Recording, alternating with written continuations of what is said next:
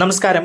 പഹൽഗാം ഭീകരാക്രമണത്തിന്റെ പശ്ചാത്തലത്തിൽ അതിർത്തിയിൽ കനത്ത ജാഗ്രത എന്ന റിപ്പോർട്ടുകൾ. ജമ്മുകശ്മീർ അതിർത്തിയിൽ ബങ്കറുകൾ സജ്ജമാക്കുകയാണ്. കൂടുതൽ ബങ്കറുകൾ നിർമ്മിക്കാനും തീരുമാനമുണ്ട് എന്ന റിപ്പോർട്ടുകൾ പുറത്തേക്ക് വരുന്നു. എന്തിനും സജ്ജരായിരിക്കാൻ ഇന്ത്യൻ സൈന്യം പ്രദേശവാസികൾക്ക് നിർദ്ദേശം നൽകിക്കഴിഞ്ഞു എന്ന റിപ്പോർട്ടുകളാണ് പുറത്തേക്ക് വരുന്നത്.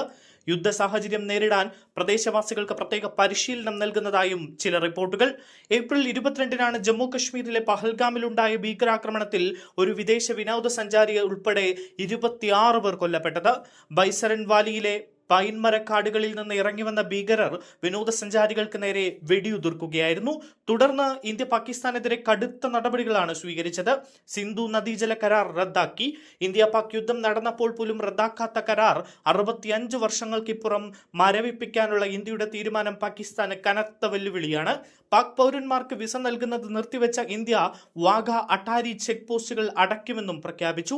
പാകിസ്ഥാൻ ഹൈക്കമ്മീഷനിലെ പ്രതിരോധ ഉദ്യോഗസ്ഥരെ പുറത്താക്കാനും ഇന്ത്യയുടെ ഉദ്യോഗസ്ഥരെ പിൻവലിക്കാനും തീരുമാനമുണ്ടായി. പാകിസ്ഥാനിലെ ഇന്ത്യൻ ഹൈക്കമ്മീഷണർ അംഗങ്ങളുടെ എണ്ണം 55-ൽ നിന്ന് 30 കുറയ്ക്കാനാണ് തീരുമാനം.